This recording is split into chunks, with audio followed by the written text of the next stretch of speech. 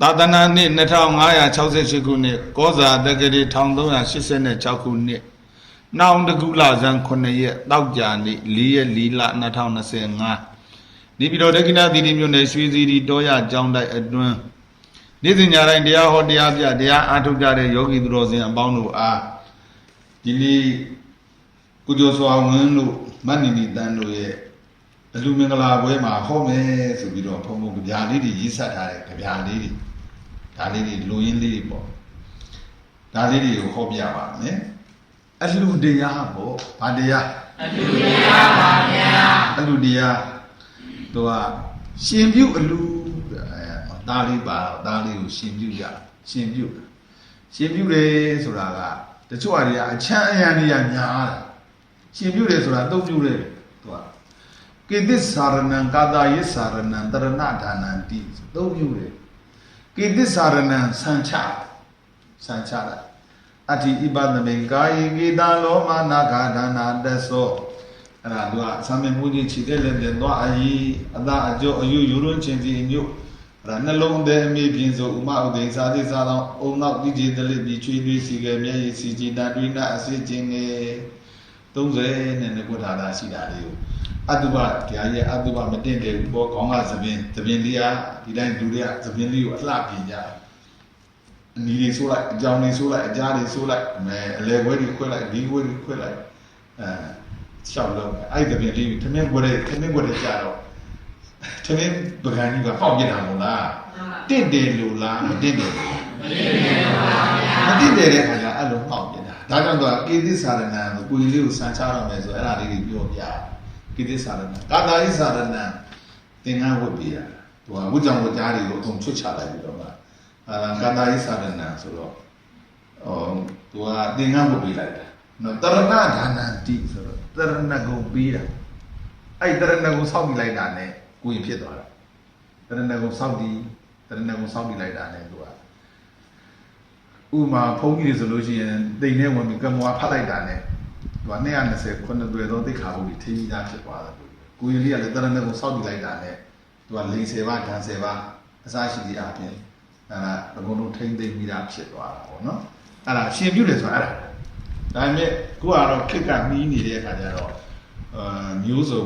ဟိုချဲ့ကြတာပေါ့နော်တကယ်လူရင်းကတော့အဲ့ကခုနကိုရင်လေးကိုဆန်ချတာရဲ့သင်္ကန်းဝတ်ပြီးတာရဲ့နောက်ပြီးတော့တရဏဂုံပြီးတာအဲ့သုံးမျိုးကိုရှင်ပြုတယ်လို့ပြောတာဒါလေးပြည့်စုံဖို့လိုတာပါပဲနော်အဲ့ဒါလေးကိုပြည့်စုံဖို့ကျတော့အခုကျတတ်နိုင်တဲ့သူတွေချမ်းသာတဲ့သူတွေကြတော့အဲ့လိုပေါ့ရွှေထန်းစင်ကြီးတွေထမ်းတာတွေဝေါ်ကြီးတွေထမ်းတာတွေမြင်းလေးတွေနဲ့ဆင်းနေနဲ့ပေါ့နော်လဲရင်လေးတွေနဲ့အဲ့လိုလေးတွေအစုံပေါ့နော်မြင်းတွေစီမြင်းဆင်းစီးပြီးမြင်းရံပြီးလူတာတွေဘာတွေဒါတွေကတော့ချဲ့တယ်လို့ရတာပဲမချဲ့ဘဲနဲ့လည်းရိုးရိုးလေးလူရင်လည်းမရဘူးလားရပါတယ်ဗျာရတာပဲဒါကြောင့်ဘုန်းကဒါလေးစက်ထားတာလေးတွေကလိုက်ဆိုမယ်နော်2 5 6 8ရောက်လေသာသနာ2 5 6 8ရောက်လေသာသနာ3 8 6ဆိုင်ရောက်ကိုးစား3 8 6ဆိုင်ရောက်ကိုးစားနောင်တကူလာဆန်း9ရက်မှာနောင်တကူလာဆန်း9ရက်မှာအလူပွဲစင်နွယ်ခုချိန်ခါအလူပွဲစင်နွယ်ခုချိန်ခါအဲ့တော့ကုကျော်စွာဝင်းတို့မန္တလေးတန်းတို့အလူပွဲကြီးဆင်နွယ်တာတဲ့ဒါတော့ကိုက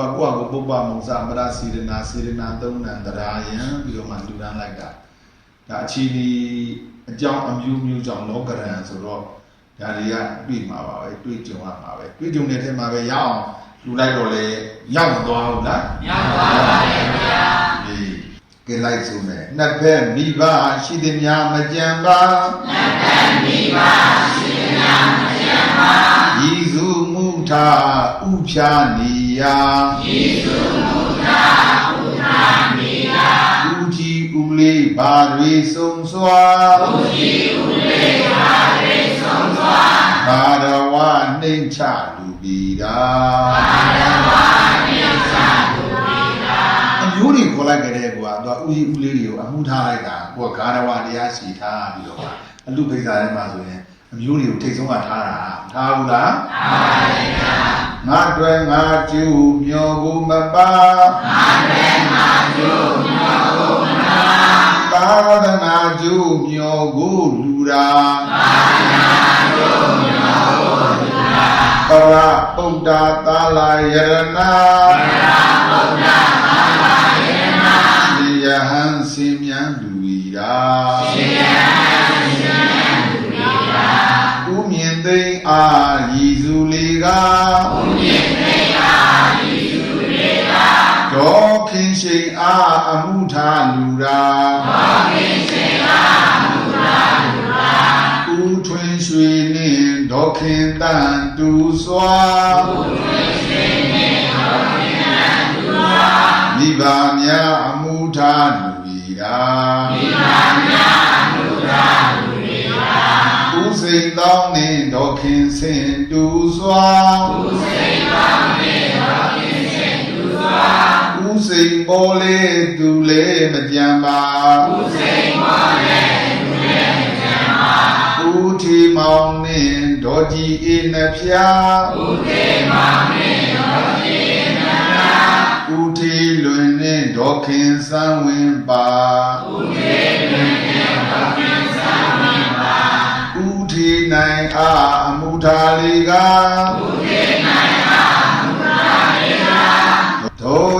ဒေါကြီးဒေါရှိန်တဖျား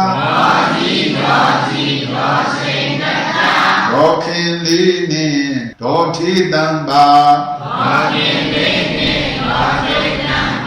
အမှုထားလူညာရပြီရာအမတတင်မတင်တင်ဆွေဦးတင်လွင်နှင့်ဒေါ်အေးအေးခိုင်မသွေဦးမျိုးထက်နှင့်ဒေါ်ချူချူဆွေဦးကျော်စုမင်းဒေါ်တင်တင်ဘူရုတထွီဦးအောင်စောမူစာရုစေတနာဒေါ်အေးသင်းစရင်ဖြူစွာဝိရှေကြီးပေါစားတော်ဆိုင်ပါအမှုထားလူညာရပြီရာဦးကျော်စွာဝင်းစရင်ဖြူစွာဒေါ်နီနီတန့်ကြည်တန့်စေရနာ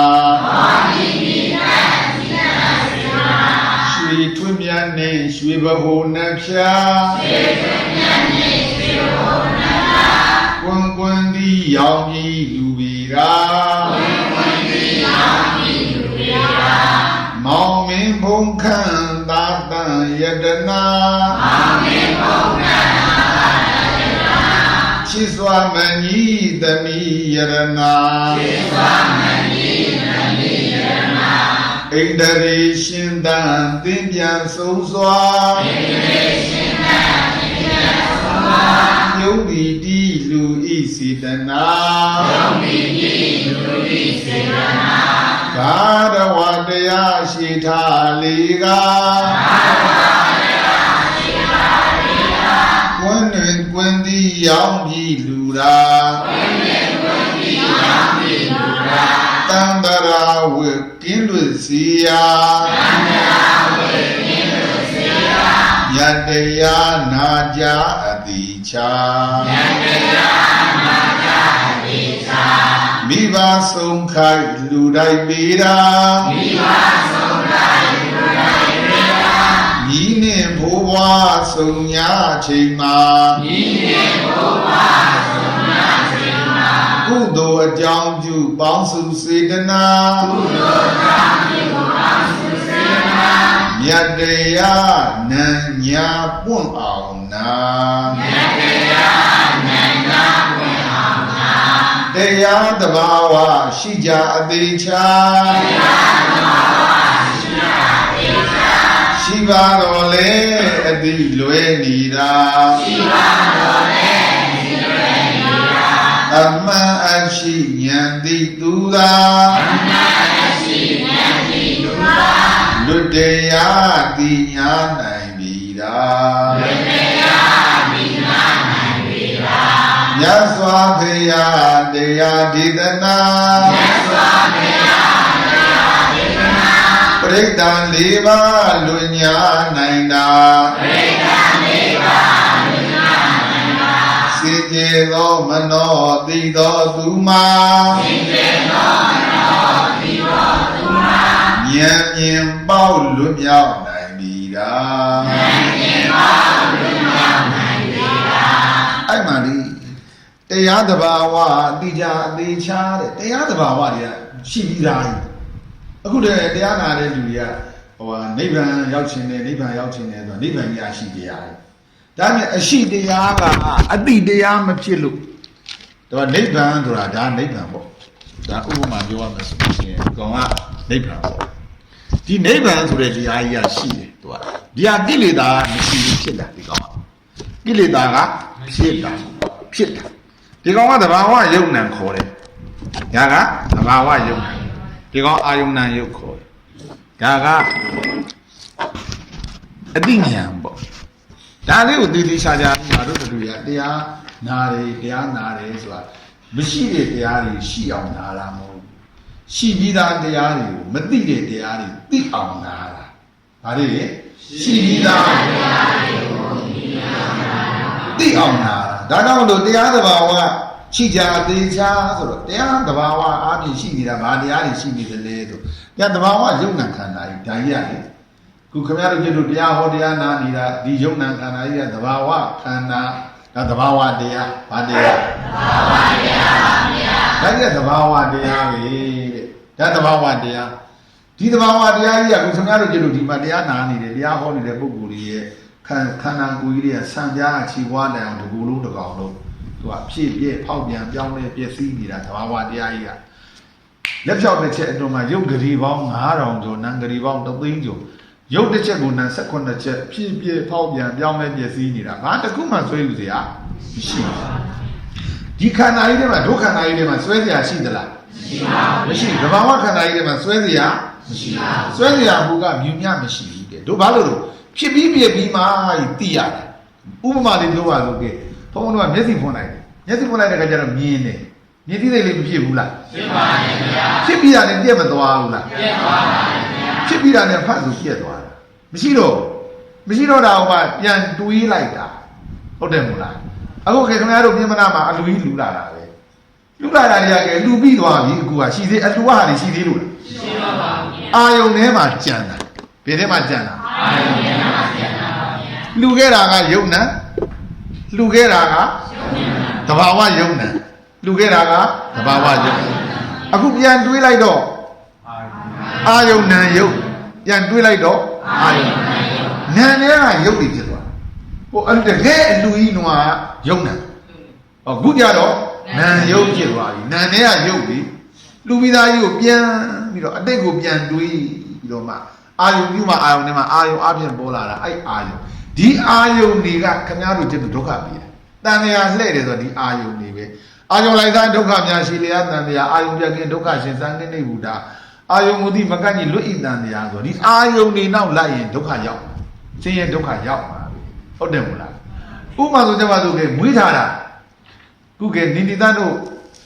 ကျော်ဆောင်ဝင်းတို့နိတိတန်တို့သားလေးတယောက်သမီးလေးတယောက်မွေးထားတယ်2ယောက်ရှိတယ်။တဘာဝသားအာယုန်သားတဘာဝသမီးအာယုန်သမီးတဘာဝတာအာယုန်တာတဘာဝသမီးအာယုန်သမီး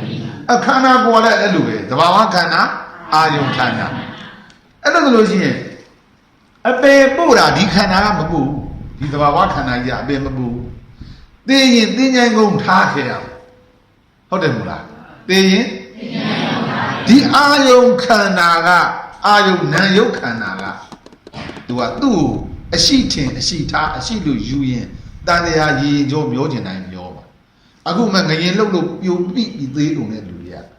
သူကယုံနံကြီးကတော့မြေပိပြီးတော့တိုက်တယ်ပိပြီးသေးတာယုံနံကြီးကတိုက်ပြိုပိပြီး သေးလား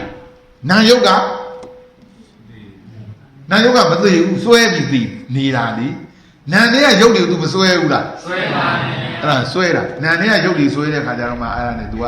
ခန္ဓာကိုယ်ကြီးကိုစွဲရင်စွဲမယ်အိမ်အားတွေစွဲရင်စွဲမယ်ရွှေငွေကြောက်တာဗလာများတွေစွဲရင်စွဲမယ်တိုက်ကြီးစွဲရင်စွဲမယ်သားစွဲရင်စွဲမယ်သမီးစွဲရင်စွဲမယ်အာယုန်နဲ့ဟာတွေနော်ဘယ်ထဲဟာတွေအာယုန်နဲ့ဟာတွေအဲ့ဒီကအာယုန်နဲ့ဟာတွေကိုသွားစွဲတဲ့အခါကျတော့စွဲတာကြမှလွဲတော့တာပဲအဲ့အစွဲကတန်တရားကိုရှိစီတာအစွဲကတန်တရားကိုဆန့်ချလိုက်တာဘယ်သူကဆန့်တာအစွဲကတန်တရားကိုဆန့်ချလိုက်အဲ့ဒါဆိုရင်ယုံနံကြောင့်တန်တရားရှိတာလားနံယုတ်ကြောင့်တန်တရားရှိတာနံယုတ်ကြောင့်တန်တရားရှိတာပါဗျာဟောသဘာဝကြောင့်တန်တရားရှိတာလားအာယုံကြောင့်တန်တရားရှိတာအာယုံကြောင့်တန်တရားရှိတာလေဟုတ်တယ်မို့လားအဲ့ဒါခင်ဗျားတို့ကသဘာဝယောက်ျားအာယုံယောက်ျားဟောသဘာဝယောက်ျားအာယုံယောက်ျားသဘာဝမိန်းမအာယုံမိန်းမကဲဘယ်ယောက်ျားဘယ်မိန်းမကအပေပို့မှာအာယုံမိန်းမသဘာဝယောက်ျားတဲ့အောင်ပေါ့သဘာဝယောက်ျားသဘာဝမယားတဲ့အောင်ပေါ့ဟင်းကောင်းကောင်းချက်ကြည့်လိမ့်မယ်ဟုတ်တယ်မို့လားတဲ့အောင်မပေါင်းရင်တော့အဲ့ဒါရံဖြစ်ရင်တော့အဲ့ဒါမကောင်းတရားကြီးချက်ကြည့်မှာအဲ့တော့တဘာဝမရအောင်တဲ့အောင်ပေါ့အာယုံမရအောင်မရှိဘူးလို့သိရဗါတဲ့အာယုံမရအောင်မရှိဘူးလို့သိရမှာအာယုံကနှိမ့်ဆက်တာမို့လားဒါကြောင့်ကျေးဇူးရှင်ဓာတ်တော်ကြားတယ်မဟုတ်ဘူးဆရာတော်ဘုရားကြီးကအာယုံလိုက်သာဒုက္ခများရှိလျာတန်တရားအာယုံပြက်ကင်းဒုက္ခရှင်စံနေနေဘူးတာအာယုံကိုသိမကန့်ကြီးလွတ်ဤတန်တရားဆိုတာအာယုံဒီကိုမသိဘူးဆိုတန်တရားအာယုံကိုသိမကန့်ကြီးလွတ်ဤတန်တရားဆိုအာယုံမှသိလိုက်လို့ရှိရင်တော့အာယုံကိုသိမကတ်ကိလေသာတွေမကတ်တော့မနှီးတော့စွဲစရာမရှိဘူးအခုခင်ဗျားတို့ခုတရားနာလိုက်တယ်နားလိုက်တဲ့ခါကျတော့ဩတို့ဘုံဘုံတရားဟောနေတာသဘာဝခန္ဓာနဲ့ဟောနေတာငါတို့တရားနာနေတာသဘာဝခန္ဓာနဲ့နာနေတာသဘာဝယုံနာခန္ဓာဆိုတာဖြစ်ပြီးပြပြီးမှကြီးတို့သိရတယ်ဟုတ်တယ်မို့လားတို့စွဲတာအာယုံနာယုတ်တွေပဲစွဲတာအာယုံနာယုတ်တွေဆိုတာဘာလို့ပေါ်တာတော့အာယုံပြုမှာအာယုံတဲမှာအာယုံအားဖြင့်ပေါ်တာအာယုံပြုမှာအာယုံထဲမှာအာယုံအားဖြင့်ပေါ်တာစွဲသုံးမနဲ့စွဲတရားမရှိဘူးလို့သိလိုက်တဲ့အခါကျတော့မှအဲ့ကြတော့ဒီလိုတွေမသိလို့တို့တွေကအစွဲတွေနဲ့တန်တရားလဲနေတာအဲ့လိုလို့ရှိရင်ခုကအလူတကာအလူမအမျိုးတွေပုံပုံမေးမယ်ဒီကဲအဲ့လိုလို့ရှိရင်အရင်တော့ခင်ဗျားတို့ထင်နေတာနိဗ္ဗာန်ကအနီးလေးလားအဝေးလားလို့ထင်ဘယ်လိုပြောဘယ်လိုထင်တော့အဝေးလို့ထင်တာမို့လားအခုဘုံဘုံပြောကြတယ်တဘာဝယုံနာကဖြစ်ပြီးပြပြီးမှသိတာနော်အာယုံနာယုတ်ကအာယုံပြုမှာအာယုံတဲမှာအာယုံအားဖြင့်ပေါ်တာစိတ်ကူးရင်စဉ်းစားကြံစီတွေးတောမှအာယုံထဲမှာပေါ်တာလေစိတ်ကူးရင်မှစဉ်းစားမှကြံစီတွေးတောမှအာယုံထဲမှာပေါ်တာအဲ့အာယုံကိုအရှိထားလိုက်တာနဲ့အစွဲသုံးမှဖြစ်တာကြိုက်စိတ်ကြိုက်ဆွဲလောဘမကြိုက်စိတ်မကြိုက်ဆွဲဒေါသမသိစိတ်မသိဆွဲမောဟဆိုတာဒီအာယုံကိုအရှိထားမှအစွဲသုံးမှဖြစ်တာဘာကိုအရှိထားမှအာယုံကိုအရှိထားမှအစွဲသုံးမှဖြစ်တာပါဗျာအဲ့ဒါခင်ဗျားတို့ကခုဒီတရားနာထားပြီတဘာဝယုံနာကြီးဖြစ်ပြီးပြပြီးမှသိတာအာယုံနာယုတ်ကအာယုံပြုမှအာယုံထဲမှာအာယုံအပြင်ပေါ်တာအာယုံဆိုတာအတွေးစိတ်ကူးရင်တာစဉ်းစားတာကြံစီတာတွေးတာစိတ်ကူးရင်တာစဉ်းစားတာကြံစီတာတွေးတော့တာလို့သိလိုက်တဲ့ခါကျတော့မှဒီအတွေးကြောင့်မလို့အာယုံနာယုတ်ဖြစ်တယ်ဆိုတာကိုသိမသွားဘူးလားသိသွားပါရဲ့ဗျာသိသွားတဲ့ခါကျတော့မှအော်တရားအာယုံနာယုတ်ဒီအစွဲသုံးပါးဆိုတာကအာယုံနာယုတ်ကိုအရှိထားပြီးမှစွဲတာဆိုတော့အခုခင်ဗျားတို့ပီတိရှိစိတ်ရောက်နေနဲ့ဒီတရားအသေးချာနာတော့ပီတိရှိစိတ်ရောက်နေအဲ့ကောင်မှအလိုပြဿနာ16000လေသူကပฏิပဒါအလိုများလားသူကအဲ့တော့သေးသေးချာချာနားထောင်တဲ့ခါကျဒီမှာကြည့်လိုက်တော့အဲ့လိုဆိုရင်သဘာဝယုံနာနဲ့မှာဆွဲသုံးပါးနဲ့ဆွဲเสียရှိတာရှိပါဘူးဗျာအာယုံနာယုံထဲမှာဆွဲသုံးပါးနဲ့ဆွဲเสียရှိရှိပါဘူးဗျာအဲ့လိုရင်ခင်ဗျားအဆွဲသုံးပါးနဲ့ဆွဲเสียမရှိဘူးနော်မရှိတာမရှိမှန်းသိအောင်သိလိုက်အောင်တကယ်ယုံနာကဖြစ်ပြီးပြပြီးမှသိလို့ဆွဲเสียမရှိဘူးအာယုံနာယုံကလည်းအာယုံပြီးမှအာယုံထဲမှာအာယုံအပြင်ပေါ်လို့ဆွဲเสียမရှိဘူးအဲ့လိုဆိုလို့ရှိရင်အဆွဲသုံးပါးနဲ့လွတ်သွားပြီယုံနာတွေရောနာယုံတွေရောဒါကြီးကမရှိဘူးဆိုတဲ့ခါကျတော့ကဲတိတိကျကျသိလိုက်တဲ့ခါကျတော့ဟောလွတ်ရကြီးကရှိမနေဘူးလားရှိနေပါရဲ့ဗျာကဲလွတ်ရကြီးကရှိနေတာအခုခင်ဗျားတို့စဉ်းစားကြည့်အောင်လွတ်ရကြီးကရှိနေတာဒါပေမဲ့ရှိနေတဲ့လွတ်ရကြီးကိုသိသလားပြီးတော့မသိပါဘူးမသိဘူးအခုအဲ့လိုဆိုရင်ခင်ဗျားတို့ဘုံမှာဥပမာလေးမြည်ခင်ဗျားတို့ခေါင်းကစပင်းလေးတစ်ချောင်းနှုတ်လိုက်ဒီကျမ်းမြင်ကိုထောက်ကြည့်လိုက်ထောက်ပြီးတဲ့နေရာနဲ့လွတ်တဲ့နေရာပဲများ လွတ်တဲ့နေရာဒါနဲ့ခင်ဗျားတို့ကဘယ်နေရာကြည့်တာထောင်းပြီးတဲ့နေရာကြည့်တာလွတ်တဲ့နေရာကြီးညားတော့ခင်ဗျားတို့သိလားမသိဘူးအခုကခင်ဗျားတို့စဉ်းစားကြည့်အောင်ညောင်ဦးတို့နောက်ပြီးတော့မုံရွာတို့ကဲချစ်စရာလူရေမုန်းစရာလူရေအခြေမုန်းလွတ်တဲ့လူရေဘယ်သူကများဟမ်စဉ်းစားကြည့်နော်ခင်ဗျားတို့ချစ်တာဘယ်နေရာချစ်နိုင်မှာနည်းနည်းလေးပဲရှိတာနော်ခင်ဗျားတို့ချစ်တာခင်ဗျားတို့အလွန်ချစ်အချစ်ဆုံးလူရွေးလိုက်ရင်နည်းနည်းလေးပဲ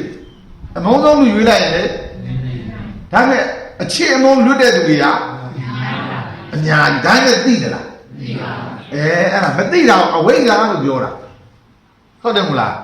အဲ့ဒါမှဟာတကယ်ဟုတ်သားပဲဘုန်းကြီးပြောမှာပဲဒီတရားတွေကငါတို့ကရှိပြီးသားကြီးကိုသိပြီးသားမဖြစ်လို့ငါတို့ကတရားနဲ့ဝေးသလိုဖြစ်နေတာအခုကြတော့မှလွတ်ရာကြီးကအများကြီးပဲလွတ်ရာကိုမသိလို့ပြဿနာတက်နေတာအဲ့ဒါဆိုရင်ခင်ဗျားတို့ကကဲစဉ်းစားကြည့်ရုပ်စာကလွတ်ရာရှိဉာဏ်နဲ့သိရုပ်စာကညာကယုံနံဒီကောင်ကယုံနံရေတဘာဝယုံနံရေဒီကောင်အာယုံနံယုတ်တယ်ဒီကောင်အစွဲသုံးပါးအစွဲသုံးပါးမှတ်တာနော်အဲ့တော့ဒီဟာတဘာဝယုံနံဒီဟာအာယုံနံယုတ်ဒီဟာအစွဲသုံးပါးဒါတွေကတကယ်တမ်းမရှိဘူးစွဲเสียမရှိဘူးစွဲเสียမဟုတ်ဘဲနဲ့စွဲเสียလှုပ်ပြီးစွဲနေတာစွဲเสียမဟုတ်ဘဲနဲ့စွဲเสียလှုပ်ပြီးတော့မှစွဲနေတာစွဲနေတဲ့အခါကျတော့လွတ်ရကြီးကရှိနေတာညာသိနေတာအဲ့ဒါဆိုလို့ရှိရင်ခင်ဗျားတို့စဉ်းစားကြည့်အောင်ဒီမရှိတာကြီးကိုအရှိထားပြီးနေလို့ခင်ဗျားတို့ကလောဘဒေါသမောဟတွေနဲ့များပြီးကိလေသာတွေနဲ့နေတာမများဘူးလားများပါဘူးမပင်မဘူးလားပင်မပါမဆင်းရဲဘူးလားဆင်းရဲပါဒုက္ခမရောက်ဘူးလားရောက်ပါဘူးရောက်တာပေါ့ခုခင်ဗျားတို့အလူမျိုးတွေဆိုတော့ခင်ဗျားတို့တွေ့ကြည့်ပါလားအလူတယ်ဆိုတဲ့ကူကမလီငါတို့အလူကြီးလူနေတော့များငရင်ကြီးလှုပ်လိုက်ရင်ဘယ်နဲ့လုံးမတော့ဟိုပြဿနာဒီပြဿနာနဲ့ခင်ဗျားတို့တွေးပူနေတာကြီးကခင်ဗျားတို့ရဲ့အပူကြီးကဂေါစီလာကြီးတော့မကောက်ကြီးတာဘယ်လောက်ကြီးတာတော့ဂေါစီလာကြီးတော့မကောက်ကြီးခုလူပြလိုက်တဲ့ခါကျတော့မှကြက်ပေါက်သနာတော့မရှိဘူးပြီးသွားပြီမဟုတ်တယ်လို့ပဲဟုတ်တယ်မို့လားအဲ့တော့ဘယ်သူကနှိမ့်ဆက်တာအာယုံအတွေးကနှိမ့်ဆက်တယ်ဘယ်သူကနှိမ့်ဆက်တာအာယုံအတွေးကခင်ဗျားတို့ကိုနှိမ့်ဆက်တာဟုတ်တယ်မို့လားအာယုံအတွေးကနှိမ့်ဆက်တာဆိုတော့အဲ့အာယုံအတွေးကိုခင်ဗျားတို့ကသဘောပေါက်လိုက်တဲ့ခါကျတော့မှဘုံဘုံကငါတို့ပြောလိုက်တာသဘာဝယုံနာကဖြစ်ပြီးပြပြီးမှသိတာအာယုံနာယုတ်ကအာယုံပြီးမှအာယုံနဲ့မှအာယုံအားဖြင့်ပေါ်တာအာယုံအရှိထားရင်အစွဲသုံးပါးရှိတယ်အာယုံမရှိဘူးလို့သိရင်အစွဲသုံးပါးမရှိတော့စွဲเสียမရှိတော့အစွဲလွတ်နေတာအဲ့တော့လွတ်ရတာအရှိညာကအတိအဲ့လွတ်ရအရှိညာကအတိဆိုတော့လွတ်ရအရှိလေးကိုညာအတိလေးနဲ့တဲ့နေကြိုက်နေမှန်းနေလို့ရှိရင်လွတ်ရကနိဗ္ဗာန်သိတာကမဲ့ညာလွတ်ရကသိတာကမဲ့ညာဘာတွေလွတ်နေတာတော့လောဘတွေလွတ်နေဒေါသတွေလွတ်နေမောဟတွေလွတ်နေအတ္တတွေလွတ်နေမာနတွေလွတ်နေကိလေသာတွေလွတ်နေတယ်ဗျာအချစ်တွေလွတ်နေတယ်အမုန်းတွေလွတ်နေတယ်ဟုတ်တယ်မို့လားအဲ့လွတ်တဲ့ဉာဏ်လေးနဲ့နေရင်မချမ်းသာဘူးလားချမ်းသာတာပေါ့အဲ့လိုဒီဟာတွေကဖြစ်ပြတဲ့တရားဒီကောင်ကမဖြစ်မပြတဲ့တရားလွတ်ရအရှိဉာဏ်နဲ့သိဆိုတာကမဖြစ်မပြတဲ့တရားဒီလောကီယုံနာနေနာယုတ်တွေစွဲတွေဟာဖြစ်ပြတဲ့တရားတန်မြာရှိခြင်းဖြစ်ပြတာအာယုပြုတန်မြာရှိခြင်းရင်ဖြစ်ပြတာကိုအာယုပြုတန်မြာတိုးခြင်းရင်မဖြစ်မပြရာအာယုပြုကဲအဲ့ဒါဆိုလို့ရှိရင်ခင်ဗျားတို့ကအလူတွေတော့လူနေတာပဲတိုက်တဲ့လောက်လူဒီလိုယုံနာနေနာယုတ်တွေလွတ်ကိလေသာတွေအစွဲသုံးပါးတွေလည်းမသိဘဲနဲ့လူတဲ့ခါကြတော့မသိလူတော့အဝိဇ္ဇာဥစည်းတာအဝိဇ္ဇာဥစည်းပြီးလူတဲ့ခါကျတော့မှ तू ကဝတ်လေရာကို तू ကတန်တရားဝတ်ရှိတာကြီးကိုအာယုပြုပြီးလူနေတာဝတ်ကြွရအောင်မလူဘူးဝတ်ကိုတောင်းတပြီးလူတာဟုတ်တယ်မလားဝတ်ကြွရအောင်တောင်းတပြီးမလူခုလိုတရားနာလိုက်တဲ့ခါကျတော့မှဟာငါတို့ကယုံနာလည်းသိပြီနာယုံလည်းသိပြီအစွဲသုံးပါးလည်းသိပြီအဲ့တော့ယုံနာနေနာယုံတွေအစွဲလွတ်ရတွေပဲအာယုပြုပြီးလူတော့မယ်ဆိုတော့လွတ်ရကနိဗ္ဗာန်သိတာကမဲ့ညာဆိုတော့ခင်ဗျားတို့တိဟိတ်ဖြစ်သွားဟုတ်တယ်မို့လားအခုခင်ဗျားတို့လူလာကဒီတရားကိုမနာတဲ့အခါကျတော့မသိတဲ့အခါကျတော့ဒွိဟိတ်ပဲလူတာအဲ့ဒါတော့ဒွိဟိတ်ကပြည့်ရင်မှပြည့်မှာကိုရှိတဲ့ပစ္စည်းဥစ္စာတွေတော့ပုံအောပြီးလူချလိုက်တာဟောလောဘတော့မဖြစ်ဘူးလားဖြစ်ပါတယ်ကဲကိုအသုံးဆောင်ဒီလူလိုက်တဲ့အသုံးဆောင်တွေကိုချမ်းသာသုံးဆောင်ပါစေခြင်းအကျိုးငါဆိုတော့စေတနာမေတ္တာတွေမပါသွားဘူးလားပါပါအဲ့တော့ဒွိဟိတ်ဖြစ်မသွားဘူးလားဖြစ်ပါပါမေတ္တာအာရောလားလေလူတာက အာလောဘမေတ္တာကအာဒေါသဘယ်နဲ့ဟိနဲ့ဟိအဲ့ဒါကိုကဲလွတ်ရာရှိဉာဏ်နဲ့သိပြီးလူတဲ့အခါကျတော့ဘယ်နဲ့ဟိဖြစ်သွားတော့အာမောဟသုံးဟိဖြစ်မသွားဘူးလားအဲ့ဒါကိုဘာအလူလို့ခေါ်တော့တိဟိအလူတဲ့ဘာအလူအဲ့ဒါတိဟိအလူဖြစ်မသွားဘူးလားဖြစ်သွားတာလေအေးအဲ့ဒါလေးကိုကိုကသီးသီးခြားခြားနားလေသဘောပေါက်ဖို့လိုတာဒါကြောင့်မလို့တရားသဘာဝတွေကရှိနေတာပဲရှိနေတာမသိလို့အခုဒီတရားတွေကဘုံဘုံဟောမှခင်ဗျားတို့သိတာဘုံဘုံဟောမဟောဒီတရားတွေကရှိမနေဘူးလားရှိနေပါတယ်ခင်ဗျာရှိပြီးသားကသိပြီးသားမဖြစ်တာဗါတဲ့ရှိပြီးသားသိပြီးသားရှိပြီးသားသိပြီးသားမဖြစ်လို့ပြဿနာတက်နေတာရှိပြီးသားသိပြီးသားဖြစ်သွားရင်ကဲဘာမှကြောက်ကြမလို့လေကဲသူများတွေကရင်လှုပ်လို့တယ်မဲ့မစားနိုင်မတော့နိုင်နဲ့ပြင်မဲ့ထွက်နေရတာနဲ့ဗါနဲ့ဘုံဘုံတို့နေဘူးကိုယ်စားရင်စားလိုက်တာပဲအိတ်ချင်တာအိတ်လိုက်တာပဲသိချင်တာသေးမှာပဲဘာမှကြောက်နေလို့လည်းမရဘူးအပူပဲကြောက်တဲ့သူနဲ့မကြောက်တဲ့သူနဲ့ဘာကွာတော့သူမကြောက်တဲ့သူတွေကကြောက်တော့ပြင်မဲ့ထွက်နေရတာမဆရာလေးတွေတော့တနေ့ကကြောက်တော့ဓမ္မမရောက်သွားနေနေရဘုံဘုံတို့ကတော့မကြောက်တော့ကိုယ်ခန်းထဲမှာပဲကိုယ့်အကူနေနေရအေးဆေးပဲဟုတ်တယ်မလားကြောက်တဲ့သူနဲ့မကြောက်တဲ့သူဘာကွာသွားတော့မကြောက်တဲ့သူကမဆင်းရဲဘူးလားဆင်းရဲတာကောကြောက်တဲ့သူကဆင်းရဲတာမကြောက်တဲ့သူကမဆင်းရဲဘူးအဲ့လိုလေသိသွားမကောင်းဘူးလားဟဲ့ကောင်းပါရဲ့ကဲဆိုလိုက်ပါဦးတရားသဘာဝရှိကြသေးချာတရားသဘာဝရှိကြသေးချာရှိပါတော်လေအတိလွဲနေတာရှိပါတော်လေအတိလွဲနေတာအမှန်အရှိဉာဏ်သိသူသာအမှန်အရှိဉာဏ်သိသူသာလူတရားသိညာနိုင်ပြီတာလူတရားသိညာနိုင်ပြီတာအဲ့တော့ဒီလွတ်ရတရားလေးကိုခင်ဗျားတို့သိခွင့်ရမသွားဘူးလားရပါပါဘုရားအဲ့ဒါလွတ်ရရှိဉာဏ်နဲ့သိလွတ်ရရှိဉာဏ်နဲ့သိခင်ဗျားတို့နောက်ကြရင်ဘုံပြောပြမယ်အိမ်မှာဒီစိတ်တွေပြည့်လို့စိတ်တွေညစ်တယ်စိတ်ဆင်းရဲတယ်ပေါ့နော်ဘုရားကံကိုသွားဘုရားကံကိုသွားပြီးတော့မှဘုရားပန်းကြီးကိုတီးတီးခြားခြားဝီဝီစားစားနဲ့စိမ့်စိမ့်လန်းလန်းစူးစူးပြည့်ပြည့်လေးဖြစ်အောင်ဒီတောက်တော်ကြီးပိုင်းနဲ့တီးတီးခြားလှုပ်ပြီးတော့မှတခါနဲ့ငါတို့ဖုံးဖုံးကငါတို့တင်ပြလိုက်တယ်ငါတို့ဒီပြီးတော့စီစီဖုံးဖုံးကငါတို့တင်ပြလိုက်တယ်လွတ်ရာရှိဉာဏ်နဲ့သိတယ်ငါတို့လွတ်ရာရှိလေးနဲ့ဉာဏ်လေးနဲ့သိပြီးဒီလိုက်မယ်အဲ့လွတ်ရာအရှိလေးကိုဉာဏ်အတိလေးနဲ့9မိနစ်အာရုံပြုနေအဲ့9မိနစ်ကချမ်းသာမလားဆင်းရဲမှာချမ်းသာပါဗျာ10မိနစ်အာရုံပြုရင်10မိနစ်ချမ်းသာပါဗျာအဲ့ဒါခင်ဗျားတို့ရဲ့စိတ်တွေကအင်အားတွေခွန်အားတွေပြည့်မလာနိုင်ဘူးလားပြည့်ပါနိုင်ပါဗျာတမာဒိဋ္ဌိဉာဏ်လေလွတ်ရာရှိဉာဏ်နဲ့သိဆိုတာတမာဒိဋ္ဌိဉာဏ်ဒီတမာဒိဋ္ဌိဉာဏ်အမြင်မှန်ရပြီဆိုရင်ကြံကြည့်သမျှတွေးတော်သမျှတမာသင်္ကပ္ပဖြစ်မသွားဘူးလားဖြစ်သွားပါဘူးအဲ့ပညာမဲ့ခင်တမာဦးစီးပြီးတော့မှခင်ဗျားတို့ကဘုရားကံရှိမှလွတ်ရာအရှိလေးနဲ့ဉာဏ်အတိလေးနဲ့နေမယ်ဆိုတော့ခင်ဗျားတို့အဲ့ဒါလွတ်သွားပြီလွတ်ရာအရှိလေးနဲ့ဉာဏ်အတိလေးနဲ့နေတဲ့ခါကျတော့လွတ်မသွားဘူးလားလွတ်သွားပါဘူးလွတ်ရာကအရှိဉာဏ်ကအတိလွတ်ရာကနိဗ္ဗာန်သိတာကမဲ့ဉာဏ်ဆိုတော့ကဲအဲ့ဒီကလွတ်ရာလေးကအာယုပြုပြီးခင်ဗျားတို့နေကြည့်လိုက်ဖြစ်ပြတာကိုရှုရင်ဝိပဿနာဘာဝနာလွတ်ရာကိုသိတာမေဃဘာဝနာအဲ့ဒီကဘာဝနာပွားကျိုးသွားငါးပြရုပ်စင်းကြည်လင်ဉာဏ်မြင်တိုးလာစီးစိမ်တက်ပြီးတက်ရှည်ကျမ်းမှာဆိုတော့ခင်ဗျားတို့ကောင်းခြင်းဒုက္ခလောကီလောကုတ္တရာနှစ်ပြားဒုက္ခအဝဝနဲ့မပြည့်စုံနိုင်ဘူးလားပြည့်စုံနိုင်ပါရဲ့ခင်ဗျာအဲ့ကြတော့မှအဲ့ကဒီဘာဝနာပွားကျိုးသွားငါးပြရုပ်စင်းကြည်လင်ဉာဏ်မြင်တိုးလာစီးစိမ်တက်ပြီးတက်ရှည်ကျမ်းမှာဆိုတော့အဲ့တော့အမှန်ရှင်းလင်းနေရပြီလားဆိုတော့ကဲလွတ်ရလေးနဲ့ခုနေခုချမ်းသာတယ်10မိနစ်နေ10မိနစ်ချမ်းသာ9မိနစ်နေ9မိနစ်ချမ်းသာတယ်အစင်နေရင်ချမ်းသာပါအစင်မချမ်းသာဘူးလားချမ်းသာပါကဲဆိုလိုက်ပါဦးတရားသဘာဝရှိကြသေးချာတရားသဘာဝရှိကြသေးချာရှိပါတော်လေအတိလွဲနေတာရှိပါတော်လေအတိလွဲနေတာအမှန်အရှိဉာဏ်သိသူသာအမှန်အရှိဉာဏ်သိသူသာလူတရားသိညာနိုင်ပြီတာလူတရားသိညာနိုင်ပြီတာမြတ်စွာဘုရားတရားဒေသနာမြတ်စွာဘုရားတရားဒေသနာပရိသတ်၄ပါးလွတ်ညာနိုင်တာပရိသတ်၄ပါးလွတ်ညာနိုင်တာပရိသတ်၄ပါးသလုံးလွတ်နိုင်တာတဲ့ပရိသတ်၄ပါးသလုံးလွတ်နိုင်တာဟုတ်တယ်မို့လားအဲ့တော့ဘိက္ခုဘိက္ခုနီဟုတ်လားဘိက္ခုဘိက္ခုနီအဲ့တော့တာမဏိမပရိသတ်တွေပစ္စည်းလေးပါးတရားဓမ္မတွေရောအကုန်လုံးဥပဒနာဥပဒကိအဲ့ဒါတွေမလွတ်နိုင်ဘူးလားလွတ်နိုင်ပါဘူးခင်ဗျာ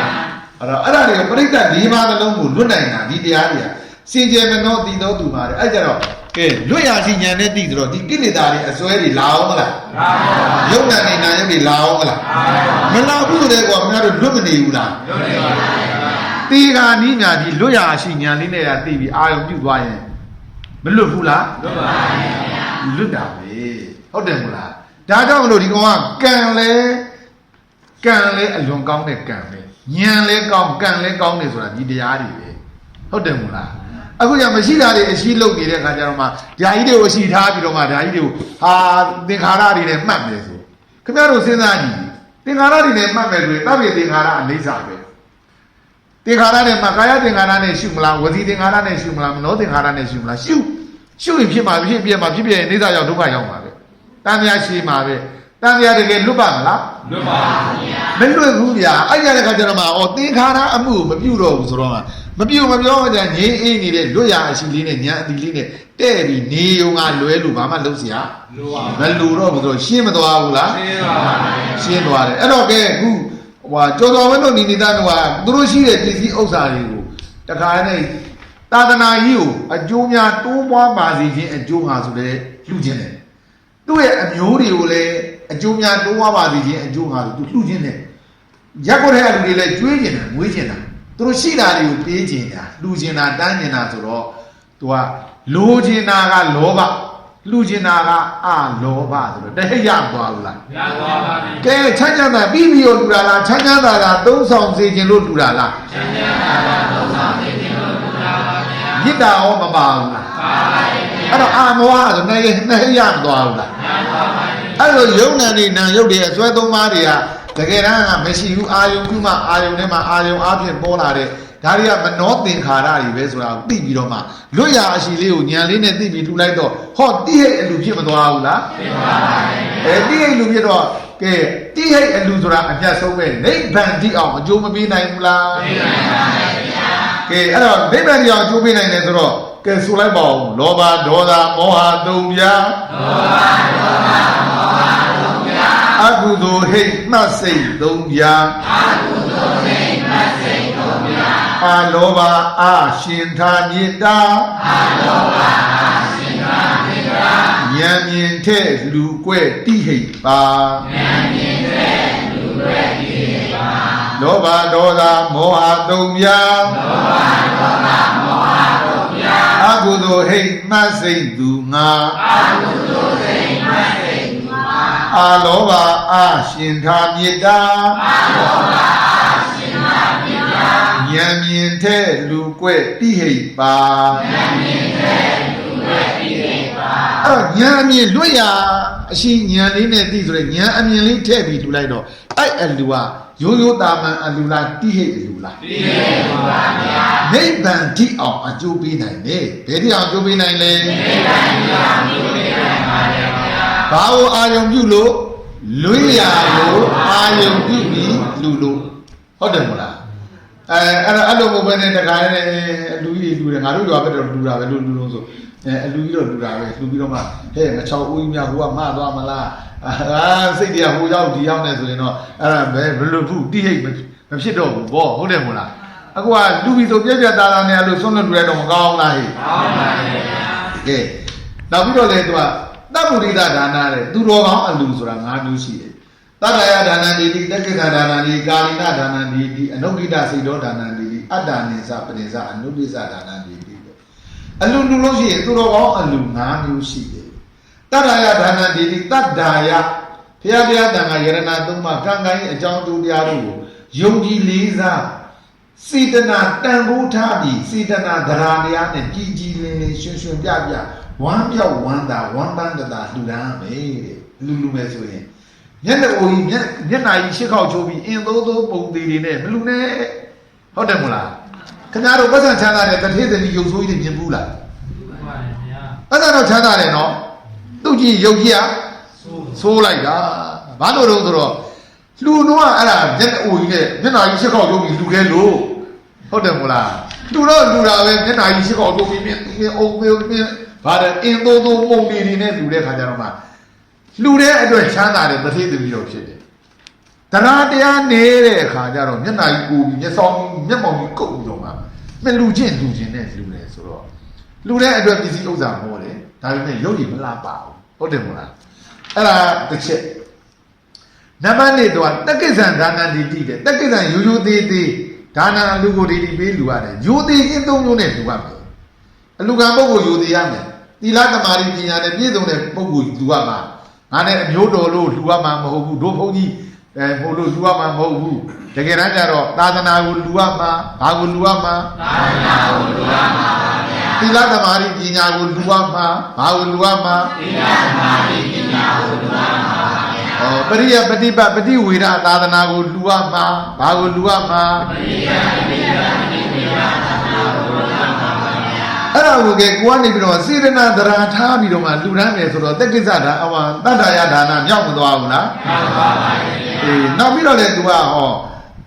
တက္ကိစ္စဒါနနေတိလူ3မျိုးနဲ့ပြည့်စုံအောင်တူရမယ်တဲ့အလူကံပုဂ္ဂိုလ်ကိုရွေးချယ်တဲ့နေရာမှာသီလသမာဓိပညာနဲ့ပြည့်စုံတဲ့ပုဂ္ဂိုလ်ရွေးချယ်ရတယ်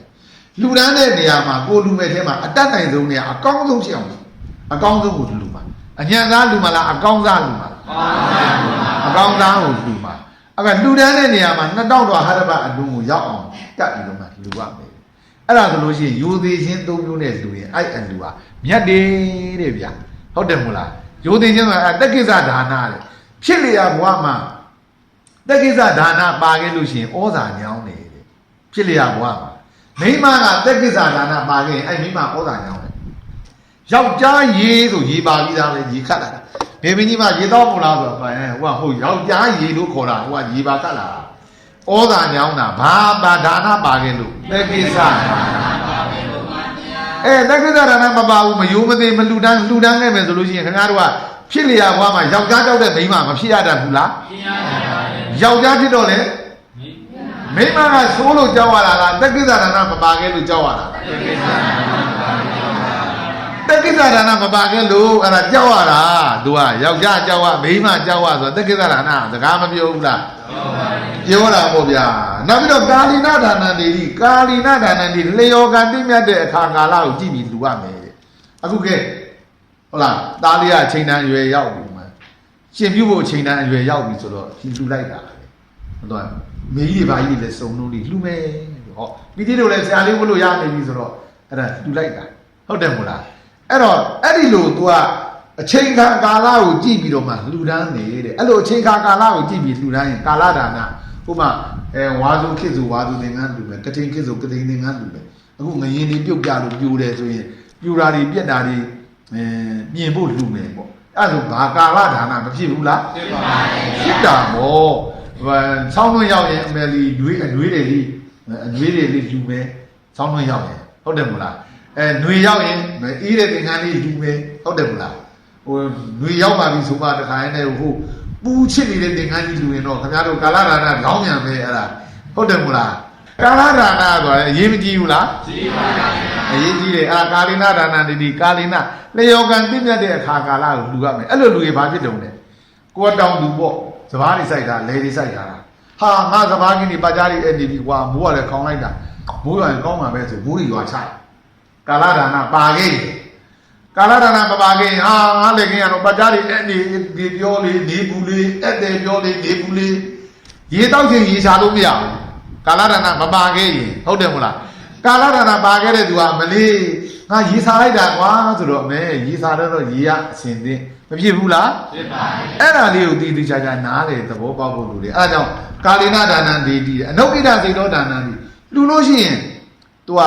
မစွန့်ညီတောင်လူတုံဆောင်အကောင်းသုံးဆောင်ရဆိုတော့ပြက်ပြက်သားစွန့်လို့ပြီးလူကရှင်ဘုရားတရားလေးတပည့်တော်လူခြင်းနဲ့ဘုရားတန်ခတ်တာဒီမှရှင်ဘုရားသီလကုံသမာဓိကုံပညာကုံလူတယ်ပြီးသွားပြီပြက်ပြက်သားလူရမှာပြက်ပြက်သားမလူတော့ဘာဖြစ်တယ်ပြက်ပြက်သားမလူတော့လေရှင်ဘုရားတပည့်တော်လူတာလေးရောရှင်ဘုရားဘယ်သူစွန့်ဖြစ်ဘယ်ပေးဖြစ်တော့ပြက်သားလားမပြက်သားလားအခုခင်ဗျားတို့စဉ်းစားကြည့်အခုငရင်ကြီးလှုပ်သွားတာငရင်ကြီးလှုပ်သွားတာတချို့တိုက်ဘာမှမဖြစ်ဘူးအဲ့ဒါအိုက်ကဒါနအနုကိတစိတ်ကပြက်ပြက်သားလှူခဲ့တဲ့လူရဲ့အိုးအိမ်တိုက်တာကားတွေယဉ်နေရသူကဘာမှမဖြစ်ဘူးရန်သူမျိုး၅ပါးမနှိမ့်ဆက်မဖြစ်စည်းဘူးမိလောင်သူများအိမ်တွေမိလောင်မယ်ကိုယ့်အိမ်မိမလောင်ဘူးငရင်တော့လို့အိမ်တွေပြိုကြကိုယ့်အိမ်မပြိုဘူးခင်ဗျာခုပြေးမနာလဲမယ်မပြိုတဲ့အိမ်မပြိုဘူးလေ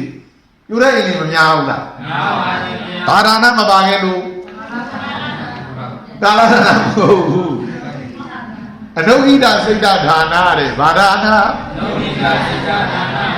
ငါးမျိုးမမှတ်နိုင်တမျိုးတည်းမှတ်ထားလိုက်သူတော်ကောင်းအလူဘလူခဲလို့ပြောလိုက်ရင်ရသွားပြီအကုန်လုံးငါးမျိုးသလုံးပါသွားတယ်ဒါတဲ့သူတော်ကောင်းအလူဘလူအဲ့တော့အနုခိတစိတ်ဒါနာဆိုတာအဲ့ဒါအရေးကြီးတာပဲအနုခိတစိတ်ဒါနာတဲ့ဟုတ်လားအဲ့တော့မစွန့်ညီတောင်းလူတုံရှောင်းအကောင်းသုံးဆောင်ရကောင်းကောင်းမွန်မွန်သုံးဆောင်ရတာဗောညာတမျိုးငါးပါးမခဘူးဗျာဟုတ်တယ်မို့လားဒါလေးတွေကအရေးမကြီးဘူးလားဟဲ့ကြီးပါပါဥပမာဆိုကြမှာဆိုခင်ဗျားတို့ကဲသူအိမ်ချုပ်တယ်အိမ်ချုပ်တယ်အဲ့ဒီကအနုခိတစိတ်တော်ပြက်ပြက်သားသားစွန့်လွတ်ပြီးလူတဲ့ဒါနာအိမ်ချုပ်အိမ်ချုပ်တဲ့ခါကျတော့ဟိုမောင်နှမ9ယောက်ရှိတယ်ဆိုတာအကြီးဆုံးလူတွေအတွက်အိမ်ချုပ်တယ်အိမ်ချုပ်တဲ့ခါကျညက်တာလွန်သွားတဲ့ခါကျတော့သေးသွားတဲ့ခါကျတော့ကိုယ်နဲ့ကြိုက်သေးလားမကြိုက်တော့အဲ့အစ်စ်ကပြုတ်ပေးလိုက်ရအငဲကောင်ပေးလိုက်ရတာအငဲကောင်ကသူကအဲ့ဒါနာပါခဲ့တာကိုသူကအစ်စ်ဝတ်မဲ့ကံပါလားဟုတ်တယ်မလားဟိုကအစ်စ်ဝတ်မဲ့ကံမပါတော့သူနဲ့မကြိုက်တော့အဲ့လိုတွေမဖြစ်ဘူးလားအဲ့ဒါကြောင့်ကံနဲ့ဆိုင်နေပြောတာဘာနဲ့ဆိုင်တော့ကံနဲ့ဆိုင်ပါလေဗျာအေးဒါကြောင့်အဲ့ဒါအနုခိတစိတ်တော့တာတွေ့တာတတ်မဲ့တဲ့စိတ်ကင်းလူလို့ရှိရင်ပစ္စည်းတွေအကောင်းဆုံးဆောင်ရတယ်တဲ့သူကဘာလူအကောင်းစားတွေအသစ်တွေဂျက်ချွတ်တွေ original တွေအဲ့လိုတွေရတာအဲ့လိုမှမဟုတ်ဘဲနဲ့ပြပြသားလူရင်ကောင်းမလားမလူရင်ကောင်းမလားမသိဘူးမပြတ်သားဘူးခုနပြောသူပေါ့ရှင်ပြတပည့်တော်သူရာလေးဘယ်ရောက်သွားလို့ရှင်ပြမသုံးဘူးလားဘာလားညာလားဆိုအဲ့လိုပုံကိုယ်တွေကဘယ်တော့မှဆိုအိမ်ကြီးဆိုအဟောင်းတပတ်ရဲ့အနွမ်းသူများအကြတွေလေသူကသုံးရတာအဲ့ဒါဒါနကိုနဲ့ကိုစေတနာနဲ့တဏ္ဍာနဲ့ရတာကိုစေတနာနဲ့မသက်ဆိုင်ဘူးလားသက်ဆိုင်ပါဗျာအေးအဲ့ဒါကြောင့်မလို့ဟောတရားကြည်လင်လူရန်လင်လိုက်လို့တရားကြည်လင်လူရန်လင်တရားကြည်လင်လူရန်လင်စင်းပြေရုပ်ရည်လားစင်းပြေရုပ်ရည်လားယိုသေးလူညသူစကားယိုသေးလူညသူစကားအများနာယူကြအများနာယူကြအခါတိတဲ့ဖြင့်လူတုံလင်းအခါတိတဲ့ဖြင့်လူတုံလင်းချိန်သိင်ကောင်းကျိုးရချိန်သိင်ကောင်းကျိုးရမစွန့်ညီတောင်းလူတုံရှောင်းအကောင်းသုံးဆောင်ရာမိမိသူတစ်ပါးမထီပါပဲလူတုံညာမှုထိုသည့်သူကပြောသူများပြစီစိန်အားငါးပါးယမခသဗ္ဗုဒိတမြတ်ဒါနာအယဆောင်ကုန်ကြအဲ့လိုဆိုလို့ရှိရင်သူတော်ကောင်းအလူတဲ့ဗျာမလူသူတော်ကောင်းအလူအဲ့ဒါလေးအယဆောင်တာဟောအတ္တနိသပရိသအနုပိသဒါနံဒီတဲ့အတ္တနိသပရိသဟောအတ္တနိသပရိသအတ္တနိသမိမိကိုမြောက်ပရိသသူတော်ဘာကိုနှိမ့်ချသူတော်ဘာကိုနှိမ့်ကိုမြောက်တာပဲသူများကိုနှိမ့်ချရင်ကိုယ့်ကိုမြောက်တာကိုယ့်ကိုမြောက်ရင်နင်တို့ငါလူလူနိုင်ဘူးလားအဲ့တော့ငါလူလူနိုင်ဘူးလားဆိုတော့ကိုယ့်ကိုမြောက်တော့သူများကိုနှိမ့်ချဟုတ်တယ်မို့လားကြီးတို့လူကလည်းအေးငါတို့လူလည်းမလူနိုင်ပဲနဲ့ဆိုတော့သူများကိုနှိမ့်ချတော့လေကိုယ့်ကိုမြောက်တာအဲ့ကအကျိုးကခုနကရန်သူမျိုး၅ပါးနဲ့တွေ့ရင်ကိုကအတ္တနိသပရိသအနုပိသဒါနံတိတဲ့မိမိကိုလည်းမထိခိုက်အောင်သူများကိုလည်းမထိခိုက်အောင်မနစ်နာအောင်အဲ့လိုလွတ်အောင်လူတတ်တယ်အဲ့အလူသည်ခင်ဗျားတို့မိဋ္ဌိလာမျိုးကြီးပြီးလောင်သွားအိမ်ကြီးတိတ်လေးကြမ်းတယ်ရန်သူမျိုး၅ပါးမခါဘူးအဲ့ကအလူကအလုံးမတန်အရေးကြီးတာဒါကြောင့်လူလို့ရှိရင်ရှင်ပြိုင်ပြီးလူရမှာလားရှင်ပြိုင်ပြီးမလူရဘူးလားဟဲ့ရှင်ပြိုင်ပြီးလူရပါဘူးဗျာအေးမှတ်မိပါလား၅မျိုးပထမဆုံးကြီးကြီးလေးလေးလူရမယ်ဗါလဲကြီးကြီးလေးလေးလူရပါဗျာလူရင်ပစ္စည်းဥဒ္ဒါချမ်းသာမယ်ညနေအိုကြီးနဲ့လူရင်ရုပ်ဆိုးမယ်တထေးသမီးတော့ဖြစ်မယ်လူတဲ့တော့တထေးသမီးဖြစ်မယ်ရုပ်မဆိုးတတ်ဘူးလားဆိုးတတ်ပါဘူးအေးနောက်ပြီးတော့တက္ကိသံဒါနံဒေတိတဲ့ရိုးရိုးသေးသေးလူရင်ဩဇာညောင်းမယ်ဩဇာမညောင်းဘူးလားညောင်းပါဘူးညောင်းတယ်ပြောလိုက်ဟိတ်ဆိုတိတ်သွားတာတခါတည်းနဲ့ယောက်ျားဆိုတာနဲ့ယောက်ျားရေးဆိုရေပါခတ်တာလေလို့ခုနပြောပြီးပြောတယ်မဟုတ်လားအဲ့ဒါဩဇာညောင်းတာအခုခေတ်မိန်းမတွေဆိုလို့ယောက်ျားကြောက်ရတာမဟုတ်ဘူးမိန်းမတွေကကံတတ္တိတာလို့ယောက်ျားကကြောက်တာ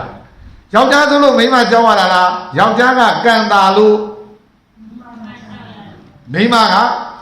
ကြောက်ရတာအေးအဲ့လိုလေးခွဲခြားကြည့်ရင်တို့ကအလူလုံးရင်ဒီလိုလေးတွေရှင်းပြီးညံပါလူတန်းတတ်ဖို့မလိုဘူးလားလိုပါရဲ့ဗျာကဲဘုံဘုံစထားတဲ့ကြပြားလေးဆိုလိုက်ပါဦးဗျာတရာရှိထာလူညာတကိစ္စတရာရှိထာလူညာတကိစ္စကာလဒါနအနုခိတာကာလဒါနအနုခိတာအတ္တနိစ္စပရိစ္ဆတပြာအတ္တနိစ္စပရိစ္ဆတပြာဒီငါးဝပြည့်ကြအောင်လူပါဒီငါးဝပြည့်ကြအောင်လူပါ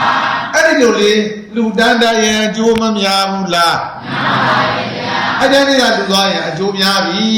တဲ့ဗျာအဲ့ကြောင့်အလူမလူခင်ကလေးကဒီတရားကိုနာရမှာတကယ်တော့အဲ့ဒါကြမှာဟာငါတို့ကလွတ်ရလေးကိုအာရုံပြုလူမယ်ဆိုတော့တိလူဖြစ်မသွားဘူးလား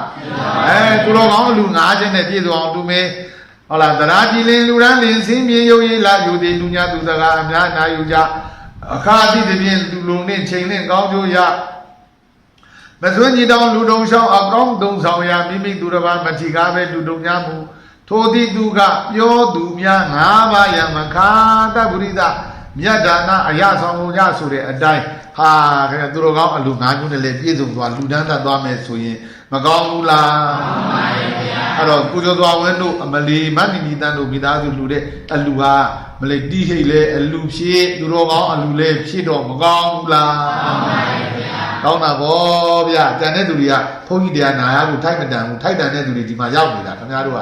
နာရဖို့ထိုက်တန်တဲ့သူတွေဘလို့ရောက်နေတာကဲဆိုလိုက်ပါအောင်ဦးကျော်စွာဝင်းစိတ်ရင်ဖြူစွာဦးကျော်စွာဝင်းစိတ်ရင်ဖြူစွာဒေါနီနီတန့်ကြည်တန့်စေတနာဒေါနီနီတန့်ကြည်တန့်စေတနာရွှေထွတ်မြတ်နှင့်ရွှေဘဟုနှဖျားရွှေထွတ်မြတ်နှင့်ရွှေဘဟုနှဖျားကွင်သည်ရောင်းပြီးလူပေတာကွင်သည်ရောင်းပြီးလူပေတာမောင်မင်းဘုံခန့်သာတန်ယတနာမောင်မင်းဘုံခန့်သာတန်ယတနာချစ်စွာမကြီးသမီးယရနာချစ်စွာမကြီးသမီးယရနာဣန္ဒြေရှင်တန်သင်ပြန်ဆုံးစွာဣန္ဒြေရှင်တန်သင်ပြန်ဆုံးစွာယုံဒီတိလူဤစေတနာယုံဒီတိလူဤစေတနာနောက်ကြတော့ကဲတို့မုံရွာတို့ဟုတ်လားညောင်ဦးတို့ဟာတွေကနောက်ကြအလူလူလို့ရှိရင်သူတပ္ပုရိသဌာနသူတော်ကောင်းအလူနဲ့လည်းပြည်စုံအောင်လူမယ်တိဟိအလူလည်းလူမယ်ဆိုကဲအလူကကျုပ်မနာဘူးလားနာပါဘူးနည်းနည်းလူအများများလူအဲ့လိုဒီလူတန်းတိုက်ရင်အကောင်းဆုံးပဲမကောင်းဘူးလားကောင်းပါရဲ့ကောင်းတယ်အဲ့လိုဆိုရင်